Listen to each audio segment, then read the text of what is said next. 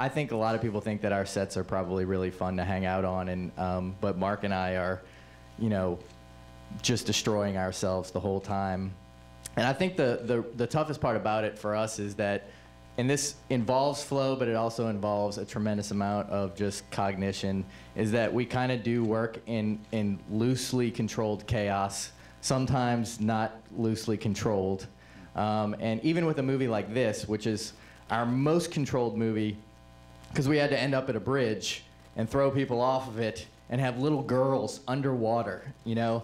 This is that like Mark and I have not done before. Like you're asking the toughest scene is like that bridge scene was harder than all of our movies put together prior to this moment, you know? And the way that Mark kind of describes it is, I think, a great metaphor. Is like we shoot in this documentary style where we let people go into a room and have real interactions, and I kind of capture it as a documentarian.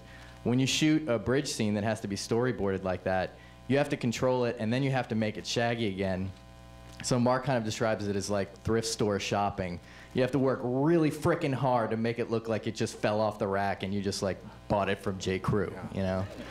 So that was extremely challenging for us, and you know, it took us forever to prepare for it. I'd like to say, I think Ed would agree though, like doing a movie with you guys on set, it never felt anything but very calm. You know, there were scenes where, the scene where I sit down in the bathtub with Ed and talk, we just sat there and talked for like a few hours, and you said, just talk as brothers. Don't worry about the script, let's just see what happens. And we just sat there for 2 or 3 hours. It was super, super calm. Even jumping off the bridge felt super calm. No, it really did. Like, and that might have been your trick. Like, all right, go for it. Jump off the bridge. All that spicy food we gave you down there. Just keep you in a good spot.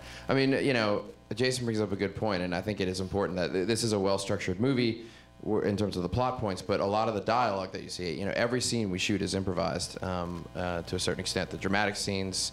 So, you know, when they're outside of the restaurant and the bus passes by and Ed said, "Oh, a school bus just drove by. Is she at a school?" I mean, we didn't plan that bus. That came by and Ed took that and ran with it. So those are things that need to be sort of called out. And you know, I think like Jason on the toilet in the front of the movie, what you saw there is 100% the exact beats of what Jay and I wrote, but you know, those were words that he kind of made up in the moment. We would say something like, you know, tell the plot of Signs, but try and make it feel like Jeff Who Lives at Home a little bit more, you know, and he would kind of noodle his way through that, and he's a writer and really good at that. So it wasn't just you showing up, you know, you guys do a lot of that. I'm just going to chime in on this issue of improvisation because, you know, I come from a comedy background, as does Jason, and I'm called upon to improvise a lot in different movies and on The Office, and it's a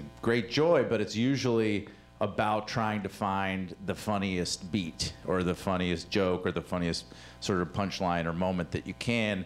And what was a really, I don't know, kind of eye-opening and exciting challenge, and it turned out to just be fun as hell, and like getting chills kind of fun, was to improvise fully, like just the most mundane moments, and even not just mundane, but also kind of like really dramatic moments.